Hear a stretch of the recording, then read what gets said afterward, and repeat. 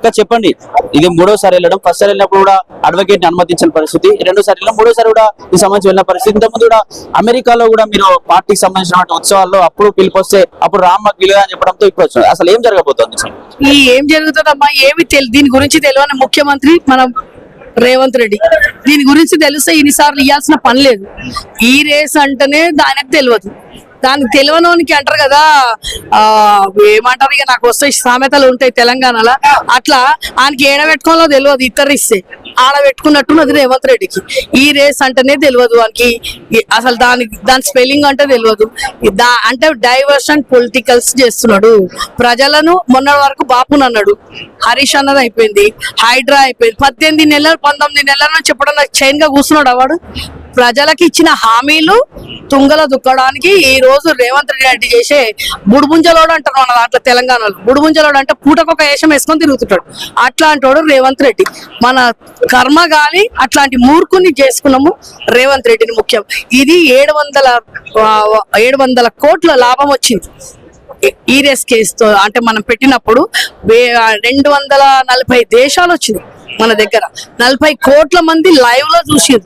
దీని గురించి అంతా తెలిసి వానికి ఏంటంటే ప్రజలను ఒక మైండ్ డైవర్స్. సర్పంచ్ ఎలక్షన్స్ వస్తున్నాయి మొన్నటిదాకా, అందులో ఎట్లయినా ఓడిపోతాడు వేస్ట్. రేవంత్ రెడ్డి సర్కారు ఇందిరమ్మ ఇండ్లు ఇందిరమ్మ అన్ని ఏది ఇచ్చిండు ఇప్పటి వరకు? 400 హామీలు ఇచ్చిండాడు. 400 హామీలు అలా ఏది చేసిండు? ఒక బస్సు తప్ప. ఆ బస్సులో కూడా కొట్టుకునుడు గుద్దుకునుడు బూతు పురాణం ఉన్నది. మొగోళ్ళు పిల్లలని ఇచ్చేసి పిల్లలు మొగోళ్ళు అట్లా పిల్లలు ఆడపిల్ల అట్లా దాని ఒక పెద్ద చరిత్రనే. బస్సు అంటేనే ఉరికిపోయేటట్టు అయిపోయింది. మొగోళ్ళు బస్సులో కూర్చుంటలేరు అంటారు. అర్థమైందా? మా బస్సు ఒక్కటి చేసిండు, మిగతాదంతా 6 గ్యారంటీలు పోయినాయి.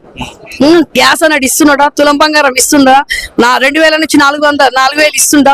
ఇవన్నీ ప్రజలం అడుగుతున్నాం. కేటీఆర్ నిలదీసి అడుగుతున్నాడు కాబట్టి ఎక్కడనో అక్కడ తొక్కాలని చెప్పేసి ఇట్లా అట్లాంటి వాళ్ళను ఎంతో మంది తొక్కేసినాం రేవంత్ రెడ్డి.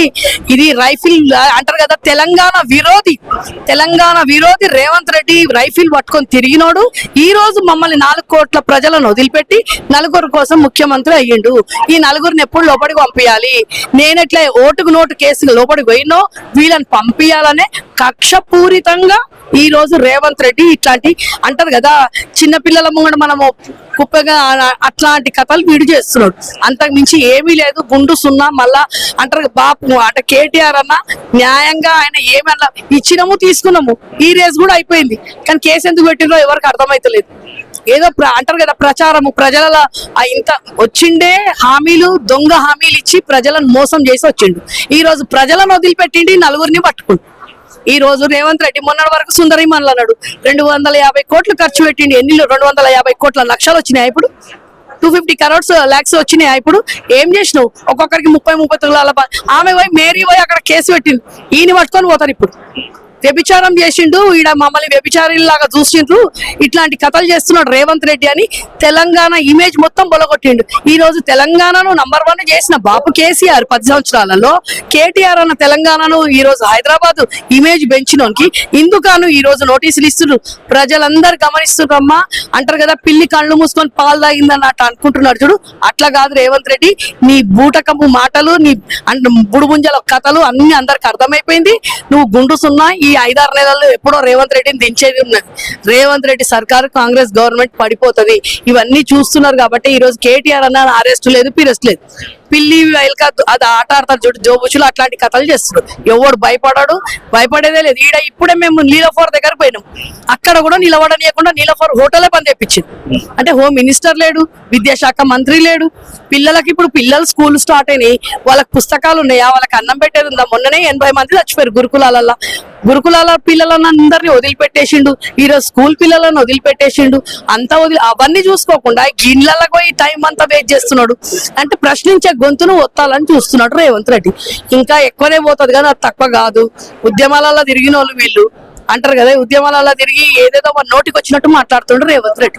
చెప్పండి, ఏదైతే దీనికి సంబంధించి మనీ లాండరింగ్ జరిగింది 55 కోట్లు RBI పర్మిషన్ లేకుండా ఇటు ఐఏఎస్ అరవింద్ కుమార్ కావచ్చు, బిఎల్ఎన్ రెడ్డి కావచ్చు, కేటీఆర్ సహా కావాలనే కుట్రపూరితంగా చేశారని చెప్పేసి దీనికి సంబంధించి ప్రచారం చేస్తూ వస్తుంది కాకపోతే నిజంగా ఇందులో అవినీతి జరిగిందా అంటే ఏం చెప్తారు? ఇది ముమ్మాటికి అవినీతి ఏం జరగలేదు. ఇందులో కంప్లీట్ గా బ్యాంకు టు బ్యాంకు ట్రాన్స్ఫర్ అవ్వడం జరిగింది. ఫార్ములా ఈ కేసు డబ్బులు, దాని ఖర్చు అంతా. మీకు దమ్ము ధైర్యం ఉంటే ఇప్పుడు విచారణ చేస్తున్నారు కదా, చెయ్యండి. అరెస్ట్ చేయాలనుకుంటే చెయ్యండి. కేటీఆర్ సారే చెప్తున్నారు, నన్ను అరెస్ట్ చేయమంటే చెయ్యమని చెప్తున్నారు. నీ లెక్క డబ్బులు మూటలు పట్టుకొని ఓటుకునే నోటు కేసులో దొంగలాగా దొరకలేదు. నిన్ను అందరూ దొంగలా లంగలా చూస్తున్నారని లోకం అందరినీ అట్లా చూడరు మిస్టర్ రేవంత్ రెడ్డి. మీకు దమ్ము ధైర్యం ఉంటే విచారణ నిష్పాక్షంగా జరిపండి. జరిపి ఏంటో రిజల్ట్ ఏంటో తెలంగాణ ప్రజల ముందు పెట్టండి. అంతేగాని ఇది కంప్లీట్ గా ఫేర్ గా ఫార్ములా ఈ కేసు ఫార్ములా ఇది జరపడం జరిగింది. కంప్లీట్ గా ఎక్కడ మనీ ఎక్స్ట్రా అనేది ఎక్కడ తీసుకోలేదు. మన ట్యాంక్ బండ్ రోడ్డునే ఈ రేస్ గా ఉపయోగించడం జరిగింది. అట్ ద సేమ్ టైం అక్కడ బిఆర్ 125 బిఆర్ అంబేద్కర్ గారిని, అమరవీరుల స్తూపాన్ని, ట్యాంక్ బండ్ తెలంగాణ ఔన్నత్యాన్ని చాటి చెప్పడం కోసం అదే రోడ్డుని తీసుకోవడం కానీ జరిగింది. కానీ ఇంక ఎక్స్ట్రా రోడ్ వేసి డబ్బులు ఇంకెక్కువ ఖర్చు పెట్టి ఇంకేదో చేయాలని ఉద్దేశమే ఉంటే ఇంకెక్కడో రోడ్ వేసి చేసేటోళ్ళు, ఇంకెక్కడో ఎన్నో డబ్బులు రేవంత్ రెడ్డి లెక్క కొట్టేయాలనుకుంటే కొట్టేసేటోళ్ళు. అట్లేం జరగలేదు. ఇదంతా ఫేర్ గా జరిగింది. బ్యాంక్ టు బ్యాంక్ ట్రాన్స్ఫర్ జరిగింది. అంత వైట్ పని జరిగింది. అంటే రేవంత్ రెడ్డి గారు పరిపాలన చేతగాక ఆయనకి ఎక్కడ తిన్న తిండి అరగట్లేదు. తిన్న తిండి అరగకుండా కేసీఆర్ గారిని, కేటీఆర్ గారిని, కవితక్కని మొత్తం ఇబ్బంది పెట్టడమే లక్ష్యంగా పనిచేస్తున్నాడు. ఎందుకు అనంటే 6 గ్యారంటీలు ఇచ్చిండు, మొత్తం 420 గ్యారంటీస్ ఇచ్చిండు. అవన్నీ ఇంప్లిమెంట్ ఎట్లా చేయాలో అర్థం అవ్వట్లే. పరిపాలన చేత కావట్లే. ఎట్లనో లాస్ట్ మినిట్ లో బై మిస్టేక్ అయి అడ్డిమారు గుడ్డి దెబ్బలేక సీఎం అయిండు. అంతేగాని అతనికి ఒక మినిస్టర్ గా చేసిండా, ఒక ఎమ్మెల్యేగా చేసిండా, ఏం చేసిండని ఏదో డబ్బులు తీసుకొచ్చిండు చంద్రబాబు నాయుడు దగ్గర నుంచి. పిసిసి పదవిని తెచ్చుకున్నాడు. రాహుల్ గాంధీ గారు మొత్తం కర్ణాటకలో కూడా కాంగ్రెస్ ఉంది కదా, కనీసం పోర్ట్ఫోలియో కూడా నిర్దేశించుకోలేకపోతుండ్రు రేవంత్ రెడ్డి గారు. తన మినిస్టర్స్, తన ఎమ్మెల్యేలకు మినిస్టర్స్ ఎవరికి ఏ మినిస్టర్ ఇవ్వాలి, ఎవరికి ఏ పోర్ట్ఫోలియో ఇవ్వాలి కూడా నిర్దేశించలేకపోతున్నాడు. అంత అసమర్థ సీఎం ఈయన రేవంత్ రెడ్డి గారు. అదే ఈ ఫార్ములా ఈ కేసు ఫారెన్ కంట్రీస్ లో పెడితే అందరు చాలా గొప్పగా మెచ్చుకునే వాళ్ళు. ఒకప్పుడు నీ గురువు చంద్రబాబు నాయుడు గారు ఫార్ములా ఈ కేసు రప్పించడం కోసం చాలా ప్రయత్నించిండు. ఆయన వల్ల కాలేదు, కేటీఆర్ గారి వల్ల అయ్యింది. దానికి నువ్వు గర్వపడాలి. అంతేగాని కేటీఆర్ గారిని విచారణ పేరుతో ఇట్లా ఇబ్బంది పెడితే తెలంగాణ ప్రజలందరూ గమనిస్తున్నారు. ఈ రోజు తెలంగాణ భవన్ చూస్తున్నారు కదా, జాతర లాగా కొనసాగుతుంది. మార్నింగ్ నుండి అన్ని నియోజకవర్గాల నుండి ప్రజలు రావడం జరుగుతుంది. స్వచ్ఛందంగా ఏసీబీ ఆఫీస్ దాకా చాలా జాతరలాగా సాగుతున్నది. దీన్ని బట్టే ఈ పబ్లిక్ ని బట్టే మీకు అర్థమై ఉండాలి. ఎంటైర్ తెలంగాణ బీఆర్ఎస్ తోనే ఉన్నది. ఇప్పటికిప్పుడు మిస్టర్ రేవంత్ రెడ్డి, ఇప్పటికిప్పుడు నువ్వు రాజీనామా చేయి. ఇప్పటికిప్పుడు ఎన్నికల్లోకి పోదాం. ఎన్నికలకు పోతే ఎవరికి మెజార్టీ సీట్లు వస్తాయో అప్పుడు తేల్చుకుందామని తెలంగాణ ప్రజల తరపున నేను కోరుకుంటున్నాను. ఏదైతే అక్క ఈ కార్ రేస్ విషయంలో కూడా ఒకప్పుడు సినీ ఇండస్ట్రీలో కూడా ప్రతి హీరో దీన్ని స్వాగతించిండు, ప్రతి పార్టీ శ్రేణులు కూడా స్వాగతించి ఇప్పుడు ఎందుకు ఇంత తొందరగా వ్యతిరేకించాల్సి ఉంది? ఇటు కాళేశ్వరం ఇష్యూ కావచ్చు, ఇటు ఫోన్ ట్యాపింగ్ వ్యవహారం కావచ్చు, ఈ కార్ కావచ్చు, ఎందుకు ఈ 3 అంశాలు ఎందుకు తెరపైకి తీసుకోవాల్సి వచ్చింది ఈ సందర్భం? కాళేశ్వరం ప్రాజెక్టు కూడా మనం ఫారెన్ కంట్రీస్ లలో కట్టిస్తే చాలా శ్లాఘించే వాళ్ళు, మెచ్చుకునే వాళ్ళు. ఎందుకంటే లిఫ్ట్ ఇరిగేషన్ ప్రపంచంలోనే నెంబర్ 1 కాళేశ్వరం ప్రాజెక్టు. అక్కడ కూడా ఏమో జరగలేదు. తెలంగాణ పై నుండి వాటర్ వస్తాయి. తెలంగాణ ప్రజలు ఆ వాటర్ ఎట్లా సద్వినియోగం చేసుకోవాలి, దానికి ఒక ప్రాజెక్ట్ తెలంగాణ కోరుకుంది ఎందుకు, తెలంగాణ ఉద్యోగం తెచ్చింది ఎందుకు, నీళ్లు, నిధులు, నియామకాలు. ఆ నీళ్లని నువ్వు కట్టడి చేయకుండా మొత్తం ఆంధ్రాకు వదిలిపెడితే సముద్రంలో కలిసిపోతాయి ఆ వాటర్ ని నువ్వు కట్టడి చేయకుండా, ప్రాజెక్ట్స్ కట్టకుండా వదిలేస్తే ఎప్పుడు చూసినా ఆంధ్రానే బాగుపడాలా? ఇంతవరకు రేవంత్ రెడ్డి జై తెలంగాణ అనలేదు. నీకు అసలు తెలంగాణ ముఖ్యమంత్రి పదవిలో ఉండడానికి అర్హతనే లేదు. నీకు అసలు సిగ్గులేని రేవంత్ రెడ్డి ఇమ్మీడియట్ గా రాజీనామా చేయాలి. ఫోన్ ట్యాపింగ్ విషయం కూడా మొత్తం ఇన్వెస్టిగేట్ చేస్తున్నారు కదా. ఇప్పుడు అమెరికా నుండి ప్రభాకర్ రావు గారు వచ్చిండ్రు కదా. నీకు దమ్ము ధైర్యం ఉంటే ఇప్పుడు నిష్పక్షపాతంగా విచారణ జరిపించకుండా నోటికొచ్చినట్టు వాగుతూ నిన్నటికి నిన్న తోటోడు తొడగోసుకుంటా మెడగోసుకుంటట్టు కేసీఆర్ సార్ తో అప్లై చేసుకొని మిస్ వరల్డ్ కంటెస్ట్ పెడితే మిస్ ఇంగ్లాండ్ నన్ను ప్రస్టిట్యూట్ గా చూస్తున్నారని వెళ్ళిపోయింది. ఆడ సిగ్గుచేయడం లేదా రేవంత్ రెడ్డి గారు? మీ మొత్తం పరువంతా బజార్న పోయింది కదా, దాని మీద విచారణ జరిపించండి. మెడిగడ్డ ఊలిపోతుంది, దాని మీద విచారణ జరిపించండి. ఎస్ఎల్బిసిలో 8 మంది చనిపోతే డెడ్ బాడీస్ లేదండి. ఇంకా తెలంగాణ ప్రజలకు ఇంకేం చెప్తారు సమాధానం?